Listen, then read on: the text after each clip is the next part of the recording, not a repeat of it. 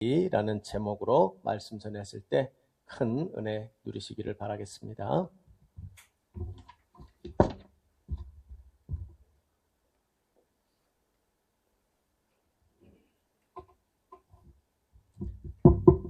오늘은 아기 예수님이 태어나신 크리스마스입니다. 예수님 탄생에 대해서는 마태복음과 누가복음 두 복음서가 기록하고 있습니다. 그런데 두 복음서의 기록이 좀 사뭇 다릅니다. 여러분 자세히 보시면 우리가 너무 주일학교 때 막 섞어서 다 합해서 이렇게 하는데 달라요. 자세히 보시면 마태복음에서는 우리가 지난 시간에 살펴보았듯이 요셉에게 천사가 나타나서 예수님의 탄생을 고지하고 동방박사들이 별을 보고 예수님을 경배하러 옵니다. 또 헤롯 왕이 예수님의 탄생에 관심을 갖다가 나중에 이것이 베들레헴 지역의 유아학살로 이어지기도 하죠. 반면에 누가복음에는 동방박사도 또 헤롯도 등장하지 않습니다. 천사도 요셉이 아닌 마리아에게 예수님의 탄생을 고지했고 동방박사가 아닌 들에서 양을 치던 목자들이 천사들의 말을 듣고 예수님을 보러 옵니다. 예수님의 탄생을 두 복음서가 기록하고 있지만 등장하는 인물도 상황도 전혀 다르다는 것을 알게 됩니다. 왜 이런 차이가 나는 것일까요? 그것은 예수님의 탄생을 바라보는 관점이 다르기 때문입니다. 그리고 그 가운데 각각 자신이 깨닫고 묵상한 예수님의 탄생의 의미를 다르게 전달하고 있다라는 것이죠. 그런 의미에서 우리가 지난 한 두 주는 목사님 통해서 마태복음을 잘 봤던 것 같고요. 저는 계속 누가복음을 좀 이렇게 봐서 우리가 좀 양쪽의 입장을 볼 수 있는 것이 아닌가 싶습니다. 누가복음의 경우는 예수님께서 탄생하신 날 요셉과 마리아는 가이사 아구스토의 명령으로 호적하러 베들레헴에 가 있었다라고 말합니다. 2장 3절에서 5절에 보면 모든 사람이 호적하러 각각 고향으로 돌아가매 요셉도 다윗의 집 족속이므로 갈릴리 나사렛 동네에서 유대를 향하여 베들레헴이라 하는 다윗의 동네로 그 약혼한 마리아와 함께 호적하러 올라갔다라고 되어 있습니다. 즉 그들은 원래 나사렛에 살고 있었는데 가이사 아구스도의 명령으로 호적하러 베들레헴에 갔고 마침 산딸이 다가오던 마리아는 자신들의 집이 아닌 나사렛이 아닌 베들레헴에서 아이를 출산하게 되었다라고 말하고 있죠. 사실 마태복음에 이런 내용이 없습니다. 그런데 이로 인해서 베들레헴에서 메시아 그리스도가 태어날 것이라는 미가서 5장 2절의 예언이 성취되게 되죠. 우리가 아까 교동문에서 읽었지만 미가서 5장 2절에 베들레헴 에브라다야 너는 유다 족속 중에 작을지라도 이스라엘을 다스릴 자가 내게서 나올 것이라. 너희 그 베들레헴에서 이스라엘을 다스릴 자 메시아가 나올 것이라 하고 이렇게 이미 예언하고 있었다는 거죠. 요셉과 마리아는 비록 천사들을 통해서 예수님의 탄생을 미리 고지받기는 했지만 베들레헴까지 가서 아이를 낳을 생각을 하지는 않았을 것입니다. 원래대로라면 나사렛에서 아이를 낳았겠죠. 그런데 갑자기 가이사의 호적 명령이 떨어지면서 나사렛에서 140km나 멀리 떨어진 베들레헴에 오게 됩니다. 그리고 거기서 예수님을 낳게 되죠. 즉 성경의 예언을 성취하게 된 겁니다. 이를 통해서 우리는 하나님께서 역사 속에서 일하시면서 그 가운데 하나님의 약속을 성취해 가시는 것을 깨닫게 됩니다. 가이사 아구스토는 로마 제국의 세금 납부와 군사력 확보를 위해서 호적을 명령했을 것입니다.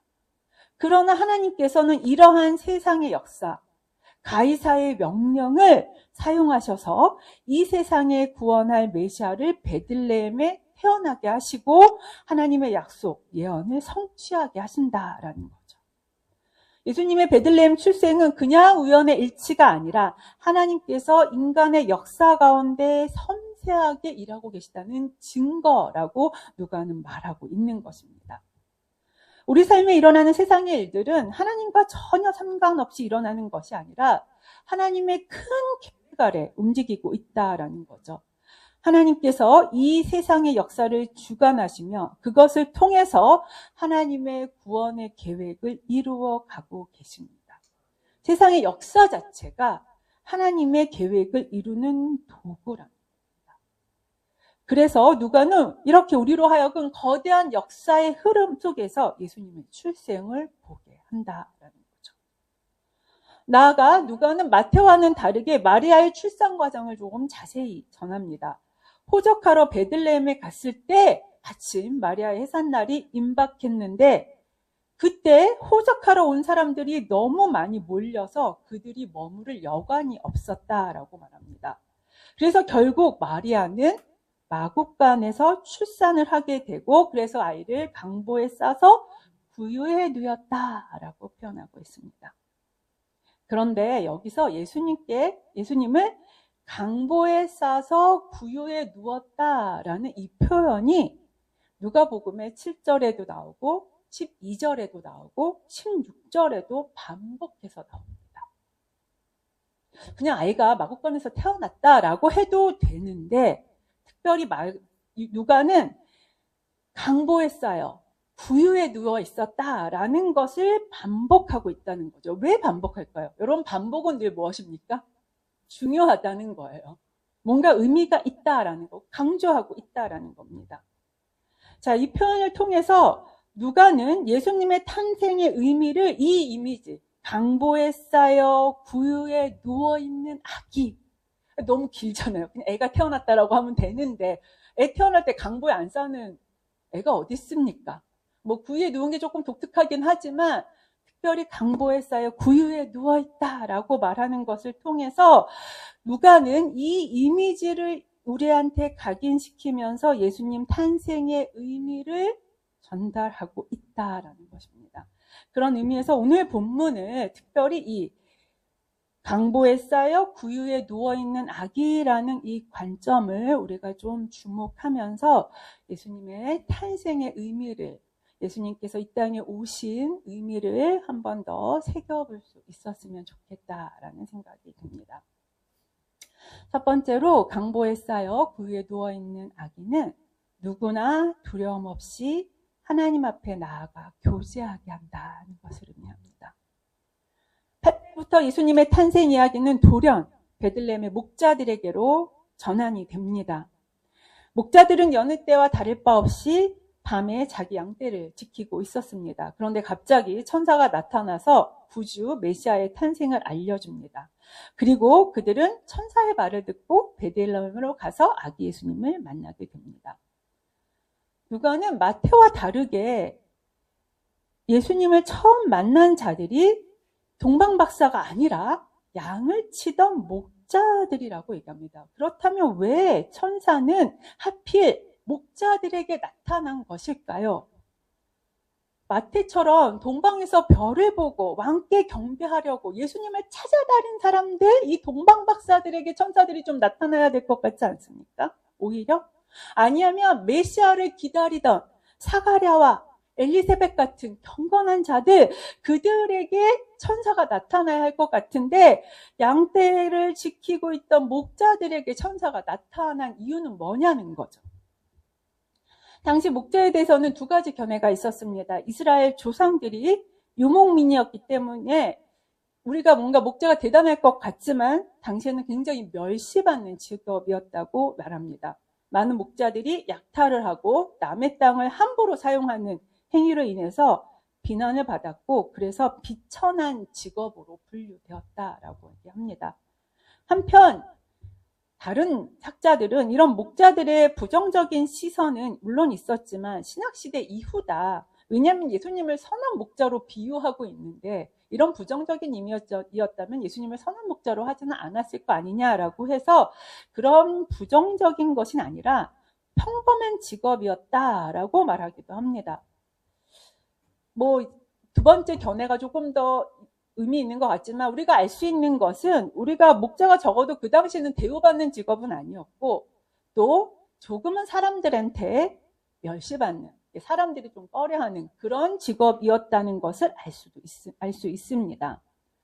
믿음이 좋거나 경건한 자들은 더더욱 아니었다라는 거죠. 그야말로 평범하고 조금은 좀 비천한 그러한 어찌 보면 오늘날 우리와 난 아닌데 하실 수 있지만 우리와 저와 다를 바 없는 자들이었다는 거죠. 그런데 그들에게 천사가 그리스도인 예수님의 탄생을 알리고 예수님을 만나게 합니다. 한편 예수님은 우리가 앞에서 살펴보았듯이 여관이 없어 아이를 해산할 방도 없어서 마국간에서 출산을 하고 갓 태어난 아이를 말구유에 누였습니다. 해산을 앞둔 산모에게 방을 양보해 주는 이가 없을 여러분 그렇지 않습니까? 아이를 낳으려고 하는데 웬만하면 자리를 비워주고 방을 내줄 만도 한데 그러지도 않는 굉장한 척박한 현실 속에서 사실 요셉과 마리아는 길바닥에서 아이를 낳는 것과 다를 바 없이 마국간에서 자신들의 첫 아이를 출산합니다. 그런데 예수님은 왜 이렇게 태어나야 했을까요? 왕궁이나 부잣집은 아니더라도 그냥 집에서 태어나도 되지 않습니까? 여러분 마태복음을 자세히 보시잖아요. 마태복음에는 마국간에 대한 언급이 전혀 없습니다. 오히려 집에서 예수님이 출산한 것처럼 말하고 있어요.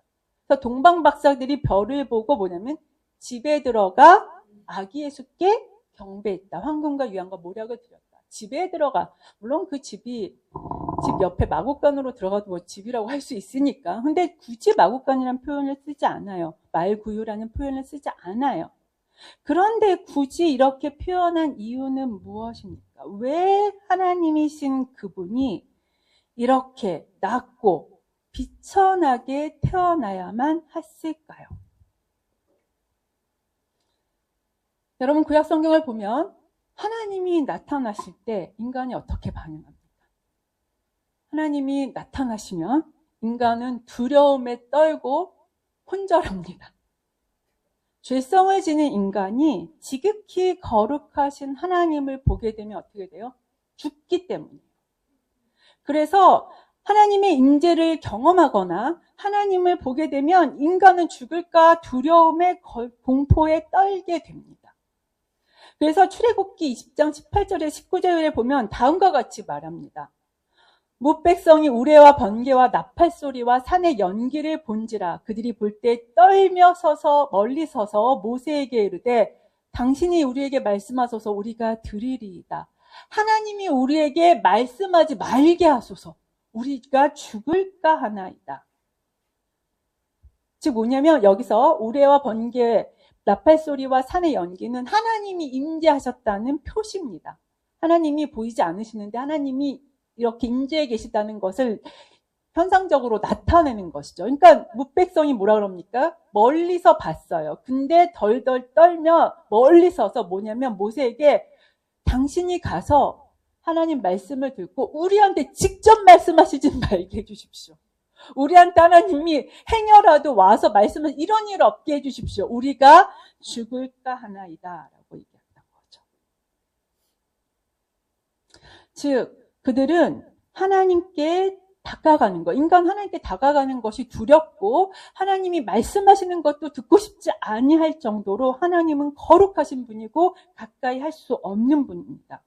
그래서 모세와 같이 특별한 사람만 하나님께 가까이 가고 다른 사람들은 두려워 멀리 서서 떨 뿐이었습니다. 아니 인간은 천사만 봐도 두려웠어요. 그래서 사가랴가 어떡합니까? 두려워하니까 천사가 처음 말이 뭐예요? 왜 두려워하지 말라고 얘기하신 줄 압니까? 여기 우리가 지난 시간에 봤던 요셉에게도 처음 하는 말이 뭡니까? 두려워하지 말라. 왜 두려워하지 말라고 할까요? 딱 하나예요. 천사를 봐도 그들은 뭐라고 생각하니까 하나님이 보낸 사자기 때문에 내가 죽는다고 생각하니까 다 두려워 떠는 거예요. 죽을까 봐. 근데 아니야. 너 죽이려고 하는 거 아니야 라는 의미로 두려워하지 말라고 했던 것입니다. 근데 그 거룩하시고 두려운 하나님께서 이 땅에 가장 낮은 자리에 그것도 갓난아기로 마국간에서 태어나셨습니다. 갓난아기로 너무 작고 연약하고 무기력해. 그런데 말구유에 누울 수밖에 없는 가난하고 안타까운 모습으로 오셨다라는 겁니다.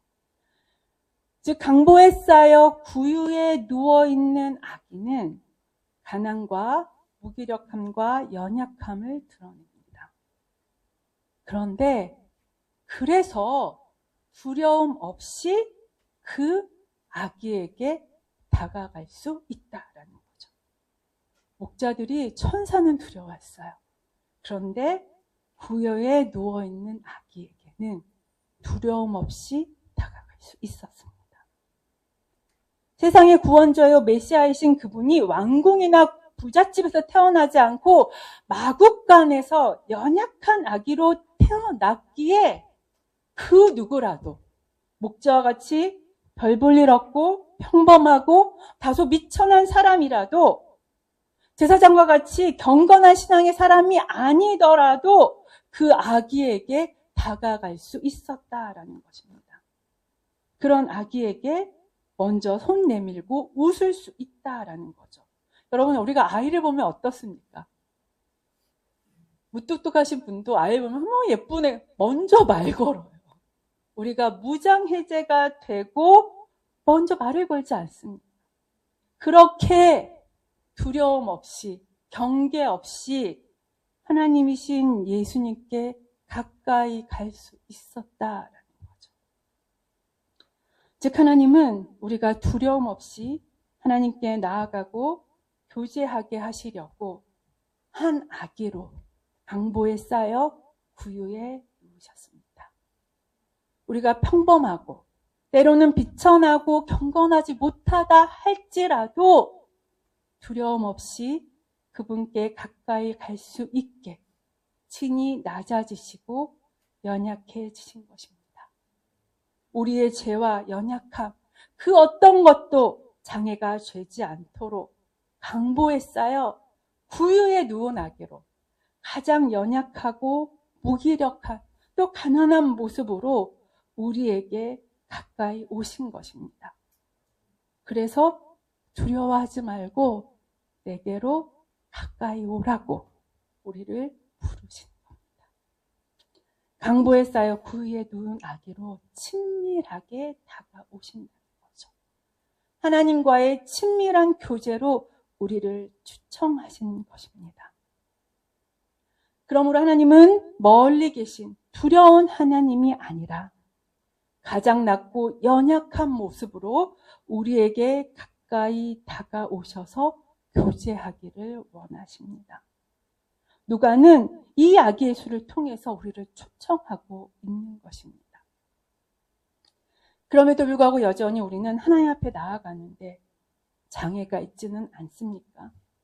내가 하나님 앞에 서기는 부족하고 제대로 신앙생활도 못하고 여전히 죄를 반복하고 실수와 연약함 투성인데 어떻게 내가 하나님 앞에 나아가 좀 더 잘한 다음에 라고 생각하지 않으십니까?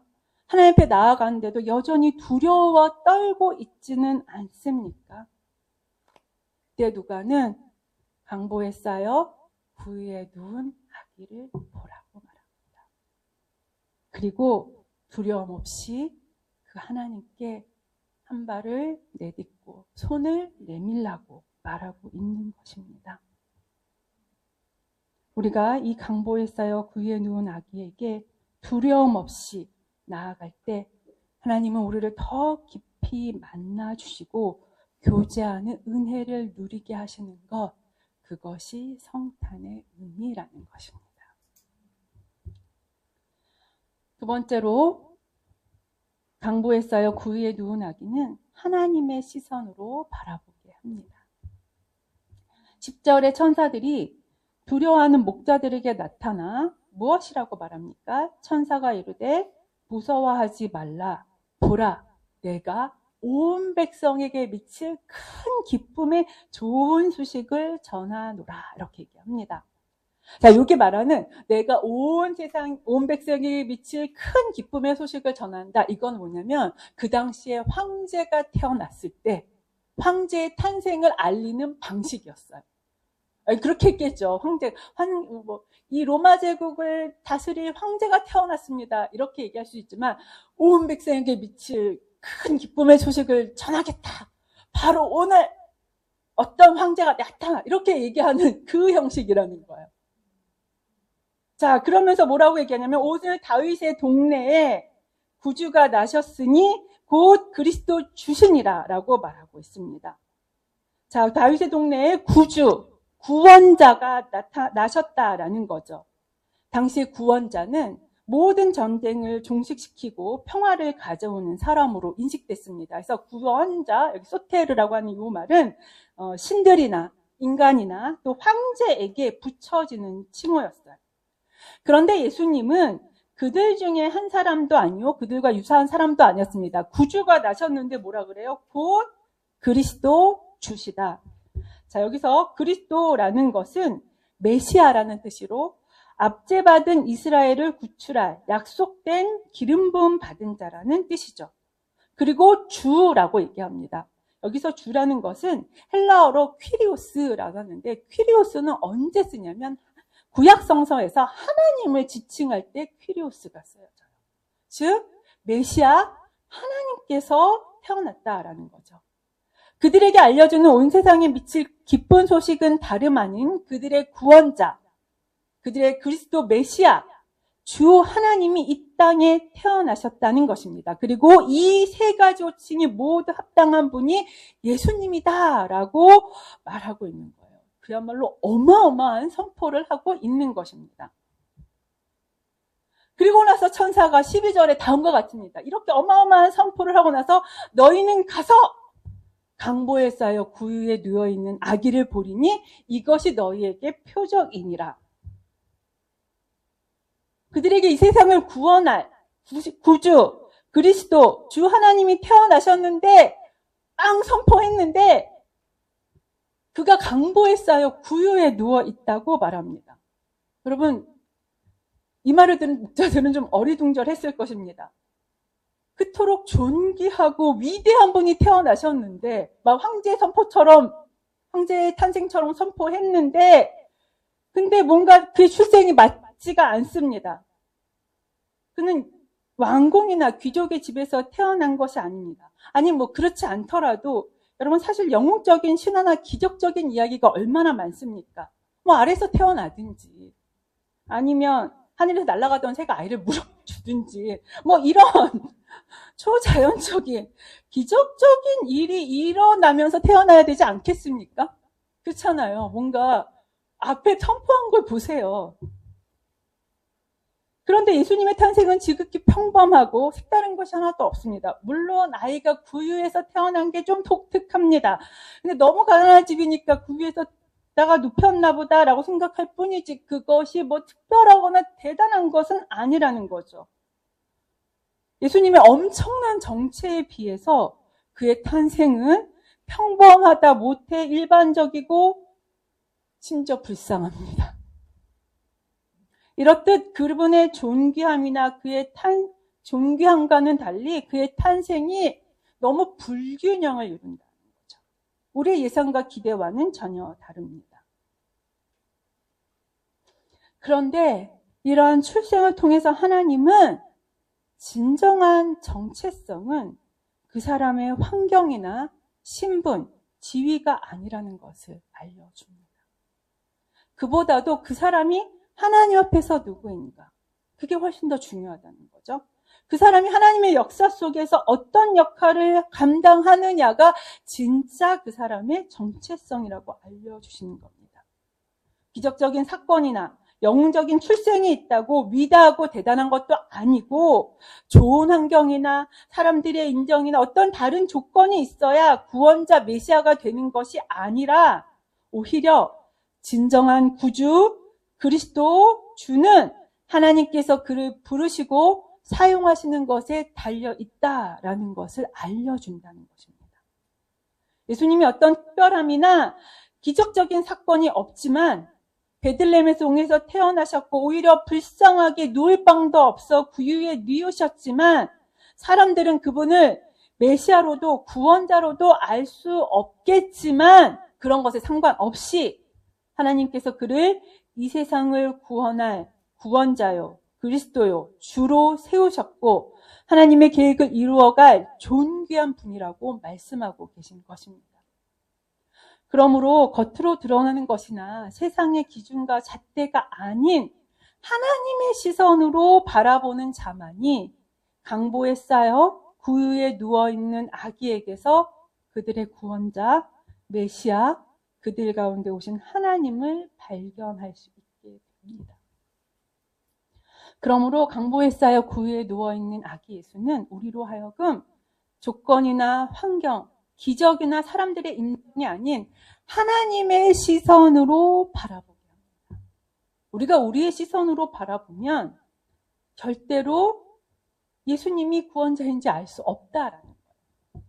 세상에서 무엇을 이루었는가, 어떤 평가와 인정을 바로 받느냐가 중요한 것이냐 아니라 하나님이 어떻게 바라보시고 또 하나님께서 이 세상 가운데 어떤 역할을 감당하게 하시느냐가 진정한 정체성이라고 말하는 겁니다. 우리의 정체성과 자존감은 다름이 아닌 하나님의 시선에서 비롯된다라는 것이죠.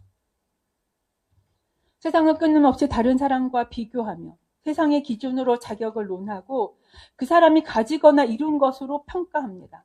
그러나 그러한 세상의 관점으로는 진정한 구원자를 절대 알아볼 수 없습니다. 오직 하나님의 시선으로 우리 자신과 다른 이들을 바라볼 때 우리는 강보에 쌓여 구유에 누워있는 아기가 참 구주요 그리스도시며 주님이시라는 것을 발견하게 된다는 것입니다. 그러므로 하나님은 강보에 쌓여 구유에 누운 아기를 통해 우리로 하나님의 시선을 회복하게 하신다라는 거예요. 나아가 강보에 쌓여 구유에 누운 아기는 하나님의 시선으로 구원자를 발견할 뿐만 아니라 우리 자신을 바라보게 하면서 내가 누구인지를 깨닫게 합니다. 내 모습이 어떠하든 나는 가장 보배롭고 존귀한 하나님의 자녀입니다. 자기 아들을 아끼지 아니하시고 내어줄 만큼 사랑하는 하나님의 아들과 딸이라는 것입니다. 또한 나의 작은 인생을 통해서도 놀라운 일들을 하나님께서 이루십니다. 그러기에 우리 중 어느 누구도 지금 보이는 모습으로 판단할 수 없고 결코 보잘 것 없지 않고 지금은 우리가 평범하고 미래가 보이지 않는 것 같이 보여도 하나님은 우리 삶 속에서 놀라운 일들을 이루신다는 거예요. 이 하나님의 시선으로 우리가 구원자 예수님, 강보에 쌓여 구유에 누워 계신 예수님을 바라볼 뿐만 아니라 이제 누구를 바라봐야 한다고요? 나를 바라봐야 한다라는 겁니다. 강보에 쌓여 구유에 누운 아기를 통해 하나님은 하나님의 시선을 회복하고 진정한 메시아와 또 나 자신을 발견하기를 소망하시는 거예요. 이것이 성탄의 의미라는 것입니다. 세 번째로 강보에 쌓여 구유에 누인 아기는 십자가에 죽으신 그분만이 진정한 구원자이심을 말씀해 주십니다. 예수님의 탄생을 목자들에게 알리러 온 천사들은 12절에 다음과 같이 말합니다. 다시 한번 12절을 보면 너희가 가서 강보에 쌓여 구유에 뉘어있는 아기를 보리니 이것이 너희에게 표적이니라 라고 얘기합니다. 그들이 그때 베들레헴에서 태어난 아이들 중에서 누가 그들의 구원자요 그리스도 주이신지 알 수 있는 표적을 주겠다고 말합니다. 그래서 표적이라고 얘기하죠. 사실 그것을 알지 못해서 마태복음에 보면 헤롯은 2살 아래의 모든 아이들을 죽이지 않았습니까? 그런데 그 표적이 다름 아닌 강보에 쌓여 구유에 뉘어있는 아기라는 거예요. 왜 이것을 표적이라고 말하는 것일까요? 사실 표적이라고 하기에는 무언가 맞지 않습니다. 아이가 구유에 누워있는 것이 드문 일이긴 하지만 그것이 구세주라는 표적이라고 하기에는 좀 애매하다라는 거죠. 물론 목자들은 베들레헴에 가서 구유에 누인 아기를 찾습니다. 그러나 그들이 그 구유에 누인 아기가 바로 구주시오 그리스도 주시라고 믿은 것은 구유에 누워 있으니까 맞구나라고 한 게 아니라 천사들이 말해줬기 때문에 맞구나 한 거죠. 여러분 천사들이 나타나서 그들에게 말했기 때문에 그들이 그것을 믿을 수 있는 오히려 천사들이 나타난 게 표적이 되었던 겁니다. 만약 천사가 아니라 다른 사람이 그렇게 말했다면 그들은 강보에 쌓여 구유에 누인 아기를 보아도 구세주 맞아? 그리스도 주? 믿기 어려웠을 것입니다. 오히려 의심했을 것입니다. 그런데 왜 천사들은 그것을 굳이 표적이라고 이야기할까요? 그냥 아이를 찾게 하려면 강보에 쌓여 구유에 누워있는 아이를 찾으라고만 해도 되는데 여기에 특별히 표적이라고 말한 이유가 무엇이냐라는 거죠. 여기서 우리가 아기에 대해서 말하고 있는 세 가지 표현에 다시 한번 집중할 필요가 있습니다. 2장 7절에 보면 이렇게 말하고 있습니다. 2장 7절에 첫 아들을 낳아 강보로 싸서 구유에 뉘었으니 이는 여관에 있을 곳이 없음이러라 라고 되어 있습니다. 즉 강보에 싸고요, 구유에 뉘고요, 그 다음에 있을 곳이 없었다라고 얘기하죠. 그런데 여기서 보면 강보라는 것은 아기가 태어나면 팔다리가 움직이지 못하도록 이렇게 팔다리를 펴주기 위해서 싸는 천을 말합니다. 구유라는 것도 돌로 된 말의 여물통이었고요. 있을 곳이 없어 그들은 마흑간에 거하게 되죠. 이게 굉장히 예수님의, 제가 말씀드렸지만 누가복음에서 말하는 예수님의 탄생에서 중요한 이야기인데, 이러한 패턴이 누가복음 23장 53절에도 나타납니다. 23장 53절에 보면 이를 내려 세마포로 싸고 아직 사람을 장사한 일이 없는 바위판 무덤에 넣어두니. 자, 여기서 보면 영어로 보면 랩했다, 쌌다고 얘기하죠. 그 다음에 뉘었다, placed, 놨다는 겁니다. 예수님의 시신을 안치하죠. 그 다음에 여관에 있을 곳이 없었다, no room. 근데 한 번도 아직 장사한 일이 없는 no one, 이렇게 이야기하고 있습니다. 즉 예수님의 이 23장 53절은 예수님께서 십자가에 죽으셔서 무덤에 안치하는 이 장면을 이야기한 겁니다. 근데 두 구절 사이에 쌓이고 랩, 뉘고 place, 없는 곳이다. no one, no room 이렇게 얘기합니다. 즉 강보에 쌓여 누인 아기라는 표현과 이 죽음이, 예수님의 죽음에 대한 구절 사이에 병행 구조가 나타난다는 거죠. 누가가 강보에 쌓여 구유에 누인 아기를 반복해서 말하고 이것을 천사들의 표적이라고 말하는 이유가 여기에 있습니다. 이미 예수님에 대한 표현에서, 예수님의 탄생의 표현에서 죽음에 대한 암시가 나타나고 있는 것이죠. 즉 천사들이 말한 진정한 구주요 그리스도 주는 신비스러운 기적이나 영광스러운 사건의 주인공이 아니라 우리 죄를 위하여 십자가의 죽임을 당하는 그가 진정한 구원자요 메시아요 주라고 말하고 있는 것입니다. 구원자의 표적이 무엇이냐? 이런 영광스러운 사건이 아니라 바로 그의 죽음, 그의 고난이 바로 그 표적이라는 것입니다. 그 당시 구주요 그리스도 주라고 불리는 자들이 많이 있었습니다. 그럼에도 불구하고 이 모든 칭호가 오직 예수님께만 합당한 이유, 그것은 다름 아닌 그가 십자가에서 고난받으시고 죽으셨기 때문이라는 것입니다.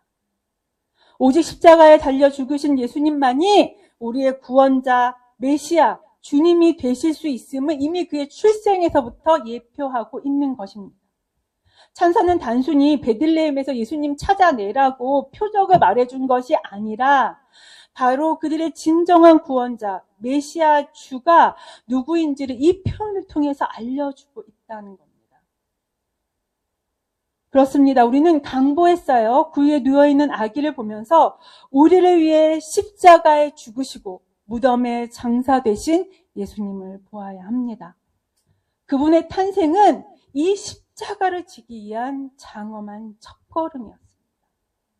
이 땅의 아기 예수님의 탄생은 그의 죽음으로 결국 온 인류에게 생명을 주는 구원의 시작이 됩니다.